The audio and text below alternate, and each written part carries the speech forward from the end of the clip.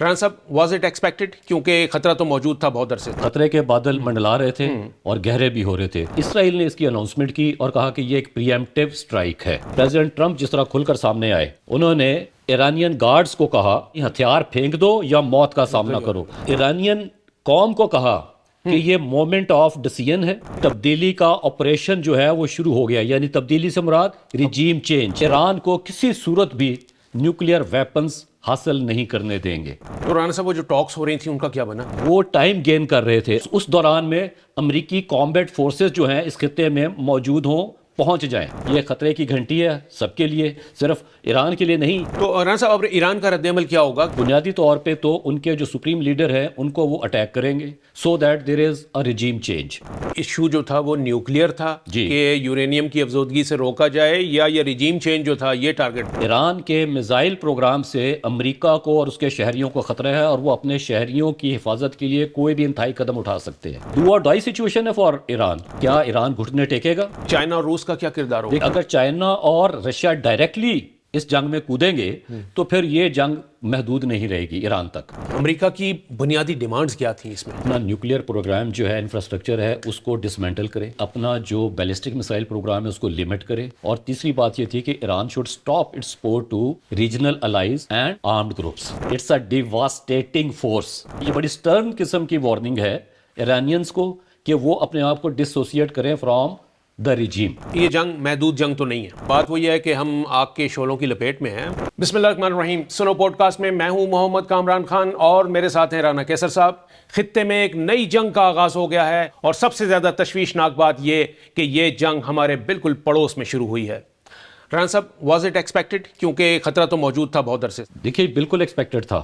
خطرے کے بادل منڈلا رہے تھے اور گہرے بھی ہو رہے تھے، اور اچانک آج ایک حملہ ہوا ایران پہ، اور اسرائیل نے اس کی اناؤنسمنٹ کی اور کہا کہ یہ ایک پریمپٹیو سٹرائک ہے. اپنے ملک میں انہوں نے ایک وارننگ ایشو کی کہ لوگ اپنے آپ کو پروٹیکٹڈ ایریاز کے پاس لے جائیں. اور جیسے ہی یہ جنگ شروع کی اسرائیل نے، تو امریکہ نے بھی اناؤنس کر دیا کہ یہ جنگ امریکہ اور اسرائیل نے مل کر شروع کی. ٹھیک ہے. اور اس کے بعد آپ دیکھیے کہ پریزیڈنٹ ٹرمپ جس طرح کھل کر سامنے آئے، اور انہوں نے کیا کہا؟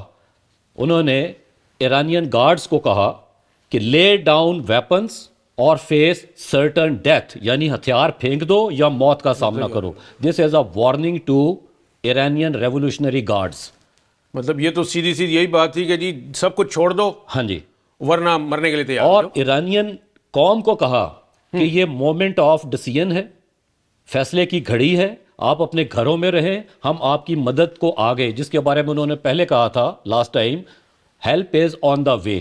وہ ایرانین قوم کو بھی کہہ رہے ہیں کہ تبدیلی کا آپریشن جو ہے وہ شروع ہو گیا. یعنی تبدیلی سے مراد ریجیم چینج، حکومت کی تبدیلی. ایگزیکٹلی جس کو مارکو روبیو نے کہا تھا ریڈیکل ریجیم.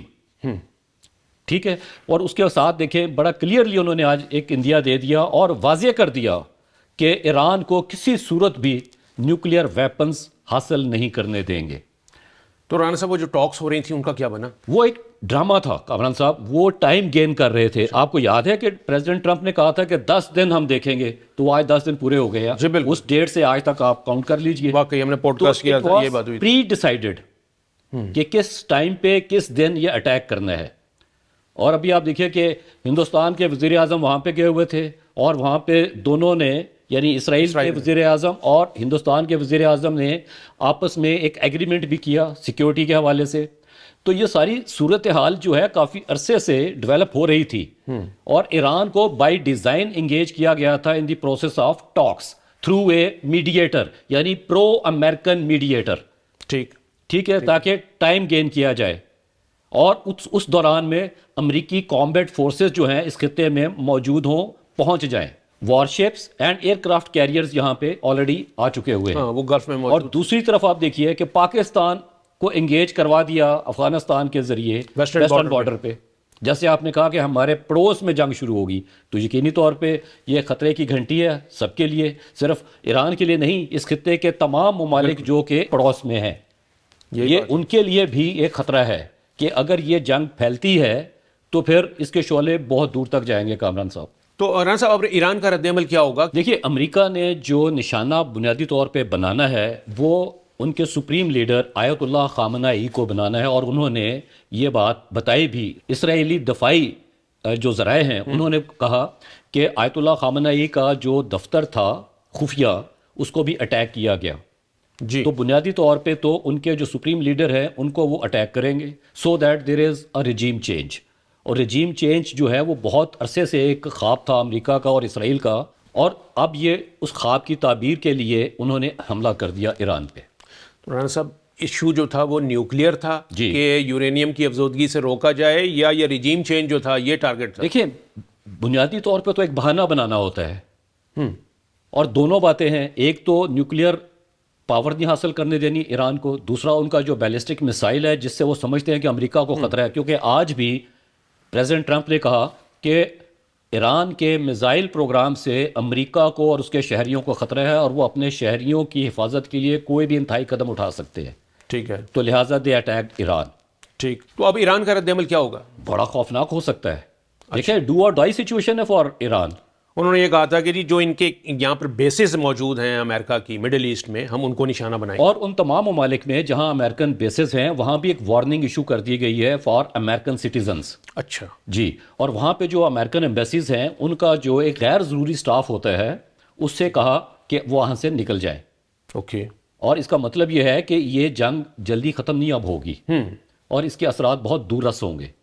بالکل۔ اور ایران کا ہم نے دیکھا کہ اس میں پہلے صرف تہران پر حملے کی بات ہوئی تھی، ابھی تو کوئی 8-9 شہروں پر حملے جو ہیں وہ ہو چکے ہیں۔ لاسٹ ٹائم بھی جب اٹیک ہوا تھا تو تمام نیوکلیئر سائٹس کو اٹیک کیا گیا تھا، کافی سارے ان کے سائنسدان مار دیے گئے تھے۔ جی تو بالکل، بنیادی طور پہ تو وہ ان کا جتنا نیوکلیئر انفراسٹرکچر ہے اس کو ڈسمنٹل کرنے کی کوشش کریں گے، اس کو ڈسٹروائے کریں گے، اور جو وہ بات کر رہے ہیں وہ یہی ہے کہ ایران جو ہے وہ zero level of uranium enrichment پہ ایگری کرے، جو کہ ایران نے ریفیوز کر دیا کہ یہ نہیں ہو سکتا۔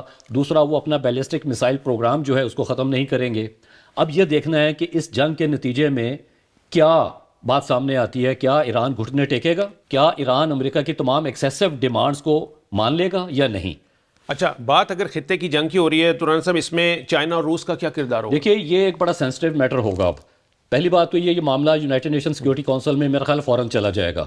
دوسرا، آپ نے کہا رشیا اور چائنا اور رشیا ڈائریکٹلی تو اس جنگ میں نہیں کودیں گے۔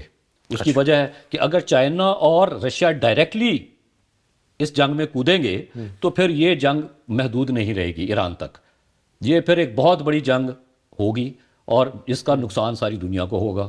اور میرا خیال ہے کہ چائنا اور رشیا جو ہے they will restrain from indulging in this war directly۔ Rana صاحب یہ تھرڈ ورلڈ وار کی وائبز نہیں آ رہی کہ جی اس میں؟ وہ تو بہت عرصے سے آ رہی تھی کامران صاحب، یہ ابھی نہیں کہ ایران کے معاملے پہ آپ دیکھیں کہ دنیا میں خطرات تو منڈلا رہے تھے، دنیا کا کوئی بھی خطہ ہو آپ دیکھیے وہاں پہ کچھ نہ کچھ ہو رہا ہے، تو لہٰذا ہم یہ نہیں کہہ سکتے کہ یہ واقعی اب ایک beginning of the third world war ہے۔ پاسبلی جیسے میں نے کہا اگر چائنا اور رشیا ڈائریکٹلی انوالو ہو جاتے ہیں اس میں تو پھر تو یہ بہت بڑی جنگ ہوگی۔ بالکل صحیح۔ اچھا، اس میں رانا صاحب سوال یہ پیدا ہوتا ہے کہ کیا واقعی ایران جو ہے وہ ایٹم بم بنانے کے اتنے قریب تھا کہ جنگ کی نوبت آ گئی؟ دیکھیں جو بات انٹرنیشنل اٹامک انرجی ایجنسی کی طرف سے آئی اور امریکہ جس کو کوٹ بھی کر رہا ہے اور کہہ رہا ہے کہ ایران اس لیول تک پہنچ گیا، وہ کیا تھا؟ وہ تھا کہ مور دین 60% یورینیم انریچمنٹ ایران نے کر لی ہوئی ہے، جبکہ جو تھریشولڈ ہے فار اے ویپن گریڈ وہ ہوتا ہے آلموسٹ 90% اینڈ ابو۔ اوکے، تو وہ یہ سمجھتے ہیں کہ ایران نیوکلیئر بام بنانے کے قریب پہنچ چکا ہوا، اور جو ان کے پاس کوانٹٹی ہے انریچ یورینیم کی وہ تقریباً 440 کلو گرامز ہے، okay, which is sufficient.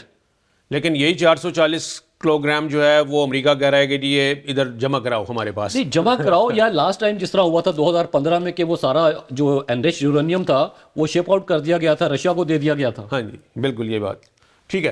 Rana صاحب امریکہ کی بنیادی ڈیمانڈز کیا تھیں اس میں؟ دیکھیں امریکہ کی بنیادی ڈیمانڈ یہ تھی کہ اپنا نیوکلیئر پروگرام جو ہے انفراسٹرکچر ہے اس کو ڈسمینٹل کرے، ٹھیک ہے، سیکنڈلی اپنا جو بیلسٹک میسائل پروگرام ہے اس کو لمٹ کرے، کیونکہ وہ امریکہ سمجھتا ہے کہ ایران کا جو بیلسٹک میسائل سسٹم ہے یا پروگرام جو ہے اسے امریکہ کو ڈائریکٹ خطرہ ہے۔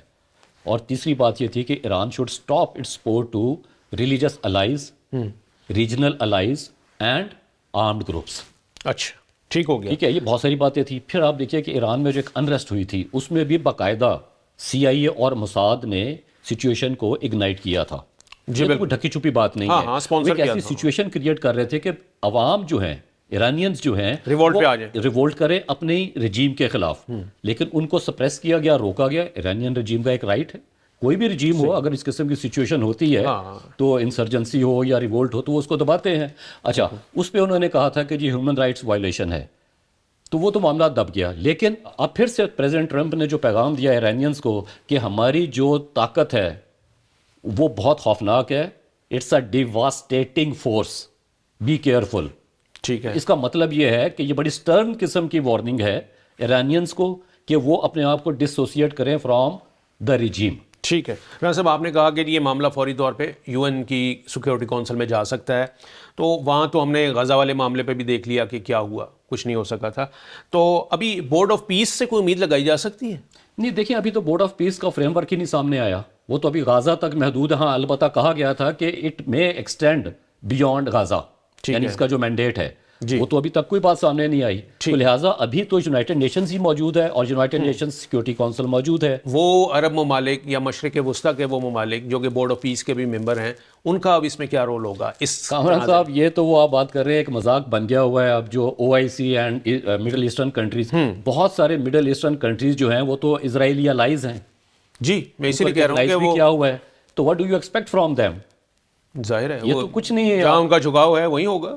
دیکھیں آپ ان سے اس سچویشن میں یہ نہیں ایکسپیکٹ کر سکتے کہ وہ امریکہ یا اسرائیل پہ دباؤ ڈالیں اور ایران کے ساتھ کھڑے ہو جائیں، وہ نہیں ہوں گے۔ وہ پنجابی میں کہتے ہیں نا کہ وہ تے لمبے پہ آگے نے، ہاں یہ دیوانے کا خواب کہا جائے گا اگر ایسی کوئی بات سوچے گا تو۔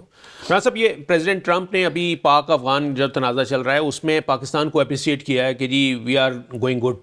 ایگزیکٹلی۔ اب آپ یہ دیکھیے کہ انہوں نے یہ کہا کہ وہ اس معاملے میں انٹروین نہیں کریں گے اور کہا کہ پاکستان بالکل ٹھیک کر رہا ہے، جی، تاکہ پاکستان انگیج رہے ویسٹرن بارڈر پہ۔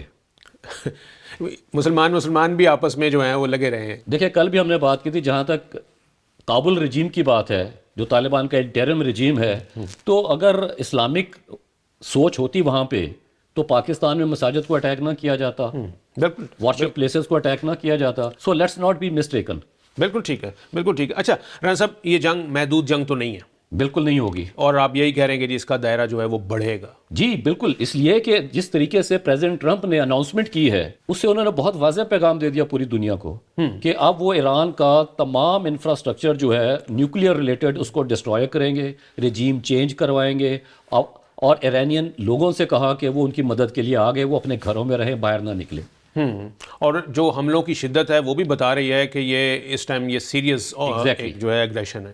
بالکل رانا صاحب، یہ تو بات وہی ہے کہ ہم آگ کے شعلوں کی لپیٹ میں ہیں، بلکہ ہم کیا پورا خطہ جو ہے یہ آگ کے شعلوں کی لپیٹ میں ہے، اور اس میں اب دیکھنا یہ ہے کہ مسلم ممالک اور خاص طور پہ دیگر عالمی طاقتیں جو ہیں وہ امن کی بحالی کے لیے کیا کردار ادا کرتی ہیں۔